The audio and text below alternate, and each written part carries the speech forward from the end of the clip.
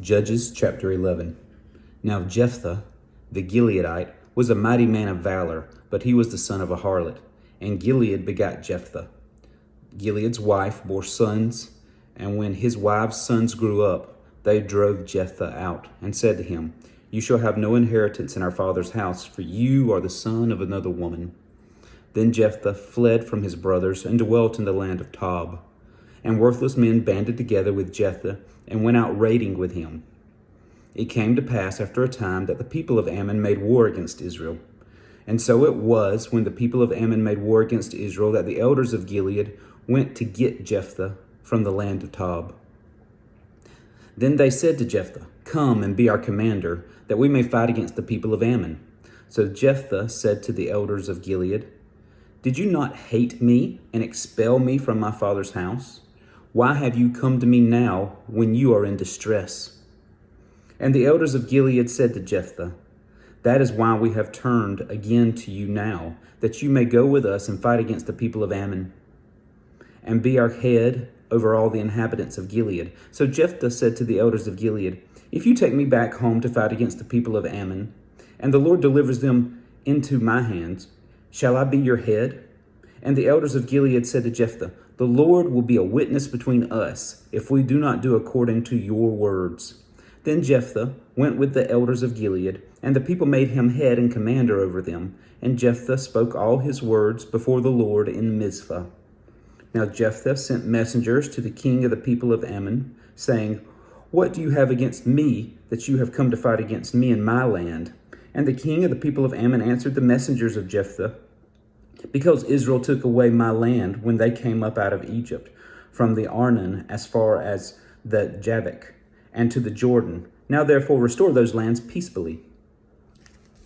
So Jephthah again sent messengers to the king of the people of Ammon, and said to him, Thus says Jephthah, Israel did not take away the land of Moab, nor the land of the people of Ammon. For when Israel came up from Egypt, they walked through the wilderness as far as the Red Sea, and came to Kadesh. Then Israel sent messengers to the king of Edom, saying, Please let me pass through your land. But the king of Edom would not heed. And in like manner they sent to the king of Moab, but he would not consent. So Israel remained in Kadesh. And they went along through the wilderness, and bypassed the land of Edom and the land of Moab, came to the east side of the land of Moab, and encamped on the other side of the Arnon.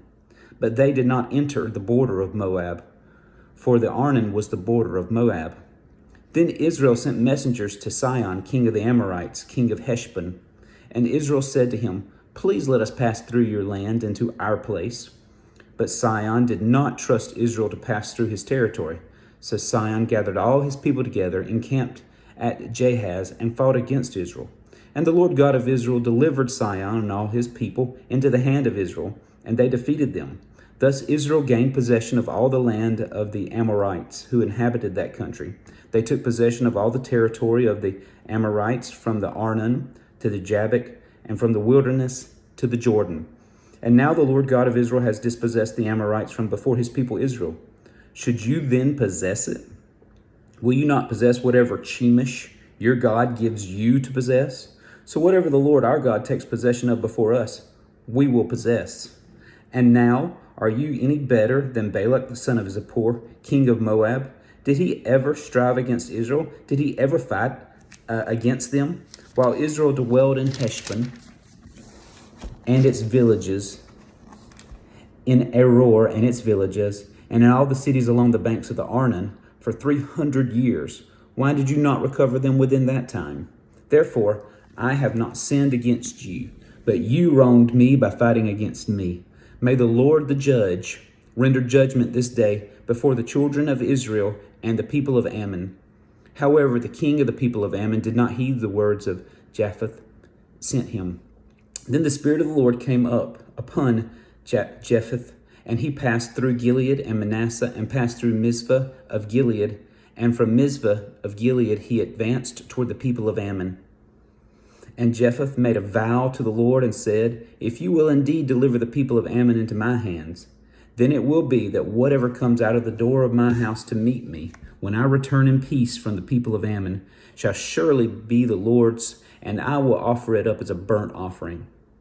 So Jephthah advanced towards the people of Ammon to fight against them, and the Lord delivered them into his hands, and he defeated them from the Aroer as far as Minnith, 20 cities, and to Abel Keramim, with a very great slaughter. Thus the people of Ammon were subdued before the children of Israel. When Jephthah came to his house at Mizpah, there was his daughter coming out to meet him with tambourines and dancing. And she was his only child. Besides her, he had neither son nor daughter. And it came to pass when he saw her that he tore his clothes and said, Alas, my daughter, you have brought me very low. You are among those who trouble me, for I have given my word to the Lord, and I cannot go back on it. So she said to him, My father, if you have given your word to the Lord, do to me according to what has gone out of your mouth, because the Lord has avenged you of your enemies, the people of Ammon. Then she said to her father, Let this thing be done to me. Let me alone for 2 months, that I may go and wander in the mountains and bewail my virginity, my friends and I. So he said, Go, and he sent her away for 2 months, and she went with her friends and bewailed her virginity on the mountains. And it was so at the end of 2 months that she returned to her father, and he carried out his vow with her, which he had vowed. She knew no man, and it became a custom in Israel, that the daughters of Israel went 4 days each year to lament the daughter of Jephthah the Gileadite.